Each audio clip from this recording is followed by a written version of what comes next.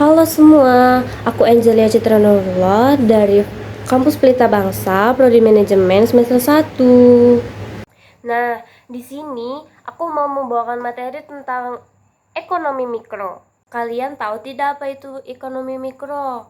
Jika kalian ingin tahu apa itu ekonomi mikro, simak baik-baik ya.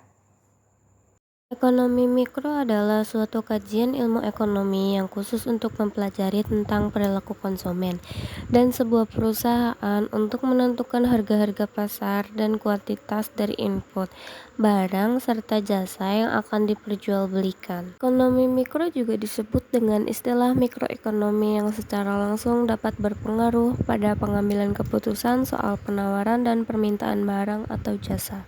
Di dalam ekonomi mikro terdapat teori, tujuan, dan aspek-aspeknya.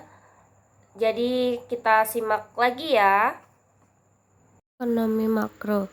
Teori ekonomi makro dibagi menjadi 3 bagian, yaitu teori harga, teori produksi, dan teori distribusi. Yang pertama ada teori harga. Teori harga biasanya dilakukan pada proses pembentukan harga, faktor-faktor yang bisa berpengaruh pada perubahan permintaan dan penawaran di pasar. Kedua ada teori produksi. Teori produksi digunakan sebagai dasar untuk menganalisis tingkat dan biaya yang dibutuhkan untuk suatu proses produksi tertentu.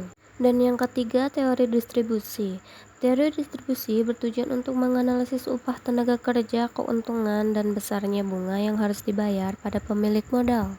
Tujuan ekonomi mikro. Tujuan utama ekonomi mikro yaitu yang pertama, dapat melakukan analisis pada mekanisme yang membentuk harga relatif pada produk, baik berupa barang ataupun jasa, dan aplikasinya dari sumber yang terbatas di antara banyaknya penggunaan alternatif. Lalu yang kedua, dapat melakukan analisis kegagalan pasar, yaitu saat pasar gagal dalam memproduksi hasil yang efisien dan menjelaskan berbagai situasi teoritis dan strategi yang dibutuhkan pasar dengan bentuk persaingan yang sempurna.